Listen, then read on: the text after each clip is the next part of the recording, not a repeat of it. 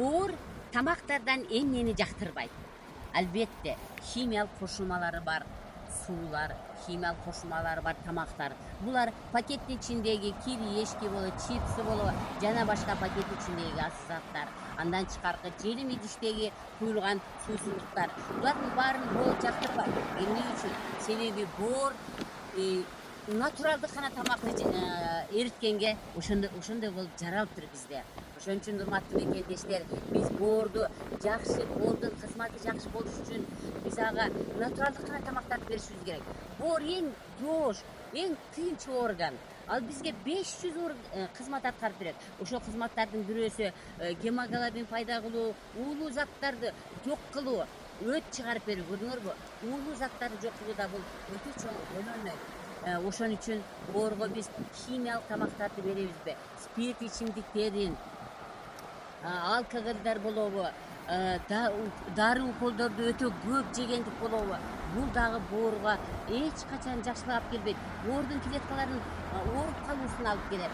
Мындан тышкары адам эгерде такай эле стрессте жүрө берсе, капа болуп жүрө берсе, ыза болуп жүрө берсе, бир албастыктын жүрөгүнө кармалып жүрө берсе, мына ушул учурда дагы боор аябай кыйналып, боордун ооруларына алып келет.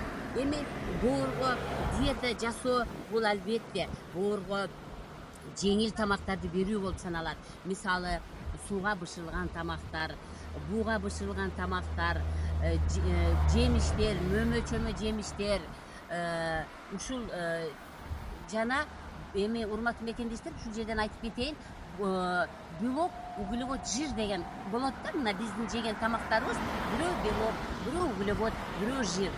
Сиз белок менен углеводду берип эле совсем эле майды бербей койгон тоже боорго туура келбей калат.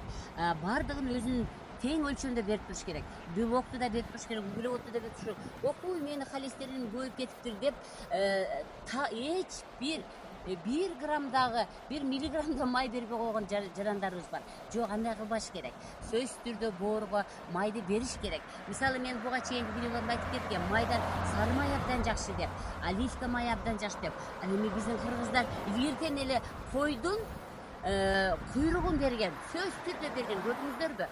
Койдун куйрук майы кичинекей жаш бала төрөлгөндө 4 ай 5 айдан кийин ага ошол койдун куйрук майын сордуруп, ошонун өпкө жана боорго бул эң жакшы жардам берген үчүн кыргыздар илгертен эле билген экен. Демек, урматтуу мекендештер, биз боорду сактайбыз десек, боорго керектүү белок, углевод жана майды өз өлчөмдө берип туруу керек экен.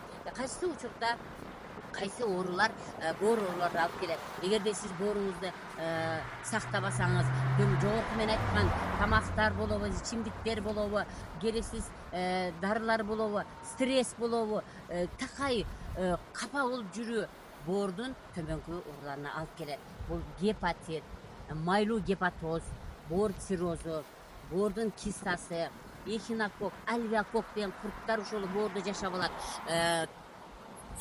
Ушуга окшогон боордун ооруларына биз өзүбүз туура эмес тамактануу менен, кереги жок нерселерди кабыл алуу менен боордун оорусун алып келет экенбиз. Мен сиздерге туура тамактанууну сунуштайт элем. Ден соолугуңуздар чың болсун.